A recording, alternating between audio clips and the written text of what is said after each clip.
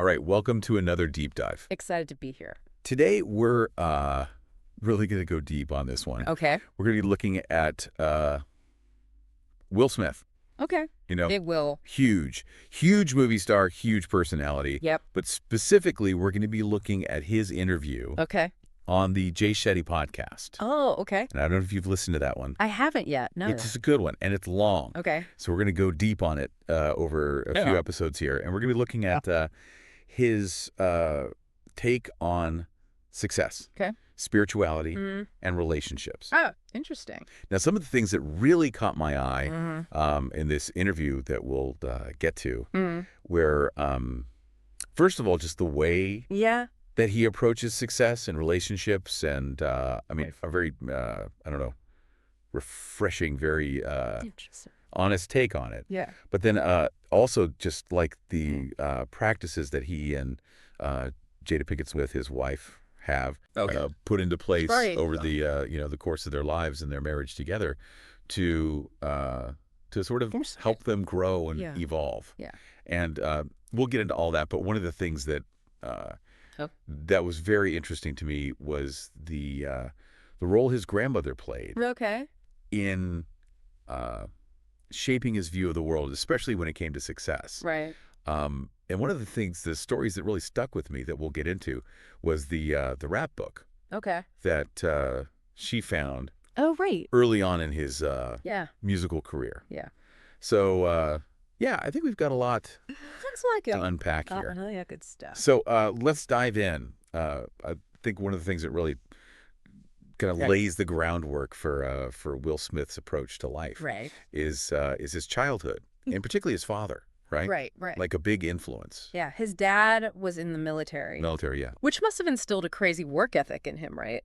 Oh, for sure. Being able to achieve missions, right? Like that's kind of what you do in the military. Yeah. And it seems like that really set him up for his success in Hollywood, too. Oh, absolutely. I mean, like, if you think about the drive and the discipline it takes to be and get to that level. Yeah, to be at that level and to maintain it. For sure. But I think, it's interesting how this this military background kind of instilled in him a view of success as kind of like winning. Like hitting the target, achieving the mission, achieving the goal. Yeah. So I mean, is that healthy, or is there like a Yeah. Well, it's interesting, right? Because it worked for a while. Obviously, like he was super successful. Yeah. But he kind of had a turning point where he realized all this external success, all the awards, the money, the fame, it wasn't really making him happy. And in particular, not making his family happy. Yeah. And that forced him to really kind of reevaluate, like, what does success actually mean? Right. Like, what am I actually striving for here? Yeah. What are we doing all this for? Yeah. And he had this like really simple but profound realization that, people don't actually care that much about what you do. They really care about how you make them feel. Okay. And that really shifted his perspective from being so product-oriented, really focusing on the emotional well-being of himself and his family. Okay. So that's a big change. Right. Huge change. It's like instead of just, constantly striving to be number one at the box office. Right. It's like, okay. How am I showing up in my relationship? Yeah. How am I making the people around me feel? Yeah. And that really led him to prioritize personal growth, working on himself and nurturing those relationships. Well, and I think one story he tells that really exemplifies this shift is reconciling with his dad. Yes. Before his dad died. Powerful story. Super powerful story. Yeah. And I think that's there's a lesson in there for all of us. What do you think that lesson is for you? I think the lesson is that you got to be present in your relationships. Don't wait for tomorrow. Right. Because tomorrow might not be there. You never know what tomorrow's going to bring. You never know. Yeah. Yeah, I mean, I think for a lot of us, there's... I think about that a lot, actually, in my own life. Like, are there any relationships I need to mend? Yeah. Are you putting things off? Am I taking people for granted? Yeah. It's a good reminder to kind of check in with yourself. Yeah, it's a good reminder. And it's easy to get caught up in the day-to-day, and forget about the people who matter most. Yeah, and I think when we start talking about kind of embracing new perspectives, this is where it gets really interesting with Will Smith. Okay, yeah, tell me more. He and Jada, they have this very unique approach to spirituality. Okay. And it's really quite fascinating. What do they do? So every year they pick a different spiritual tradition to explore. Really? Yes. Wow, that's commitment. They've done Christianity, Islam, Kabbalah. Okay. They even looked into Scientology. Oh, wow. So they're really... I mean, they really, they go all in. Yeah. And I think what's really interesting about this is it's not about, like, finding the one right religion. Right. It's about, like, what are the core spiritual principles? Yeah, what are the common threads? Yeah, that go through all of these different... that connect us all. belief systems. Yeah. Did he say anything about, like, what those common threads are? Well, yeah, and I think, for him, it was really about realizing that, like, at the core of all these spiritual teachings is how you treat your neighbor. That's so simple, but so profound, right? Yeah, it's like it doesn't matter. Like, it boils down to how we treat each other. Yeah, what your particular... Your dogma is. Yeah, what your particular brand of spirituality is. Right. It's really, how are you acting? Yeah, are you living it? Yeah, are you living it out? Yeah. Yeah, are you being kind? Are you being compassionate? Yeah, are you embodying those principles? Yeah, exactly. Right. And I think, this search for meaning and for truth led him to some interesting places. And one of them, and this kind of surprised me, was the Bhagavad Gita. Oh, interesting. Yeah. Yeah, tell me about that. So he read the Bhagavad Gita. There's a story in there about Arjuna. Okay. Who's he's a warrior. Okay. And he's forced to battle against his own family. Wow. And so he's got this huge internal conflict. Right. Right? Like, what's the right thing to do here? Right, yeah. How do I... Duty versus family. Yeah, exactly. Wow. And I think... I can see how that would resonate with him. I think it really resonated with Will because he's, obviously been in a lot of... complex situations. Difficult situations where the right answer isn't always clear. Right, those gray areas where it's not just black and white.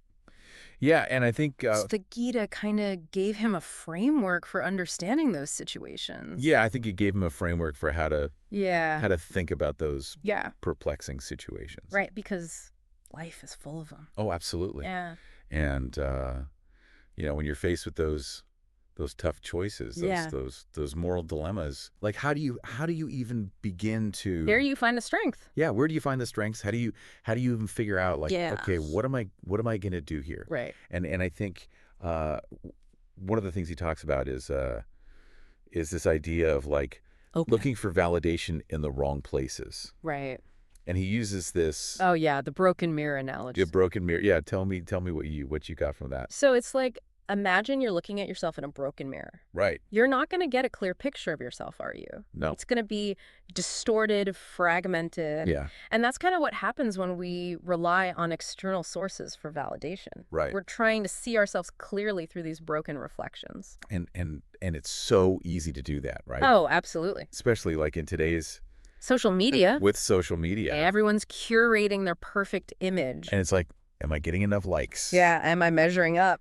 Yeah. It's a trap. It's such a trap. And it's, I think he's really trying to point out, like, the importance of becoming what he calls a freestanding man. Yes. Which, I mean, what is that? What do you think he means by that? It's about finding that inner strength. Yeah. That unshakable sense of self-worth. Yeah. That doesn't need constant approval from the outside world. Yeah, and I think that's a really powerful... It is. It's like you're standing on your own 2 feet. Yeah. You're not leaning on anyone else for support. You're not looking for... You're grounded. Yeah, you're not looking for someone else to tell you you're okay. Exactly. You know who you are. And when you have that inner strength... then you can really focus on something bigger than yourself. Yeah.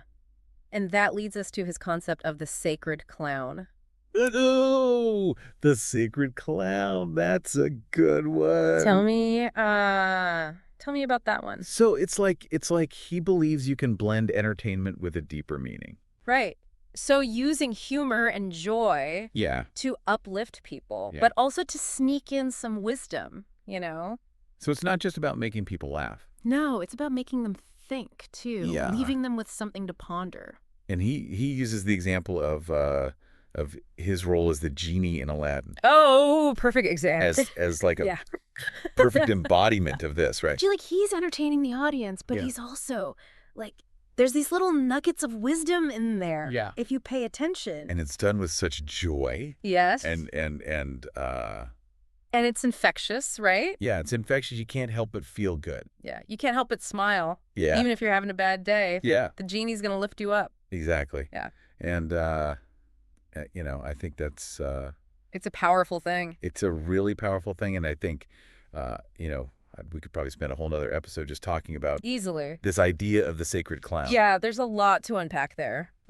But I think before we move on to the final 5 segment of the interview, I just want to kind of take a breath. Take a breath and just kind of let it sink in. Let it sink in, because what we've covered so far is it's a lot. It's a lot, and it really speaks to the depth of his thinking. Yeah, his perspective on life. Yeah, and I think for me, what really stands out is just this idea of for you, the broken mirror. Yeah. And how we so often look for validation in the wrong places. We're looking outside of ourselves for something that can only be found within. Yeah, and it's so easy to fall into that trap. It is. It's a constant battle, right? It is. It's a constant battle, yeah.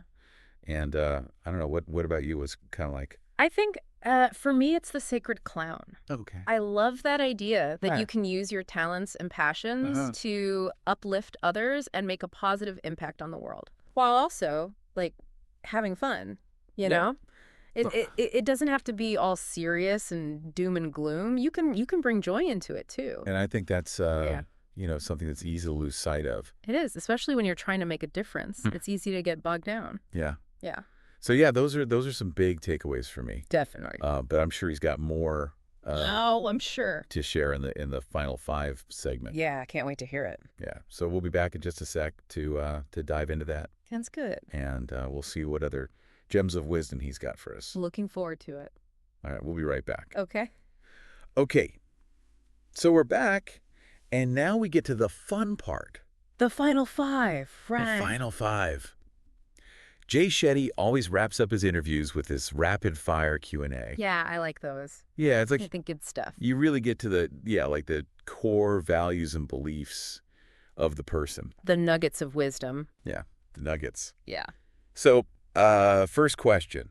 Best piece of advice Will Smith ever received? I'm curious. And it comes from his grandmother. Right, so there's got to be some wisdom there. Yeah, grandmothers always have the best advice. And this one's a good one. She told him, be nice to everyone you pass on the way up, because you just might have to pass them again on your way down. Ooh, that's good. Yeah. What goes around comes around. Okay, karma. Yeah. Treat people well. Yeah, no matter where you are in life. Yeah, because you never know. You might need their help someday. Yeah, you might need their help. Or you might just, Or you might just run into them at the grocery store. Yeah, exactly. And that's wow, of course. Yeah. Yeah. So, okay, flip side of that. Okay. Worst piece of advice Will Smith ever received. Oh, I wonder what this could be. So, apparently a friend told him that the best way to impress a woman is to knock someone out in front of her. What? Yeah. Yeah, just randomly knock someone out. As a display of strength. It's a display of his strength and dominance. Oh, my God. I don't know. It's terrible advice. Yeah, I don't know what this friend was thinking. Not a good friend. Yeah, not a good friend. Yeah. Glad he didn't listen to that one. Me too. Yeah. Okay, moving on. Okay. So Jay Shetty asks him, what did you learn from Julius Erving?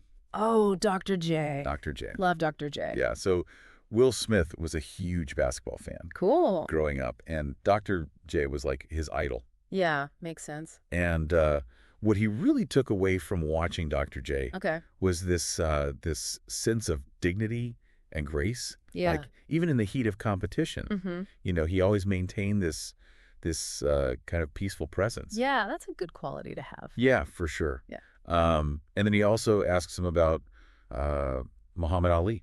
Oh, wow. Another legend. Yeah. So what did he learn from Muhammad Ali? And I think what he really took away from that was the importance of humility.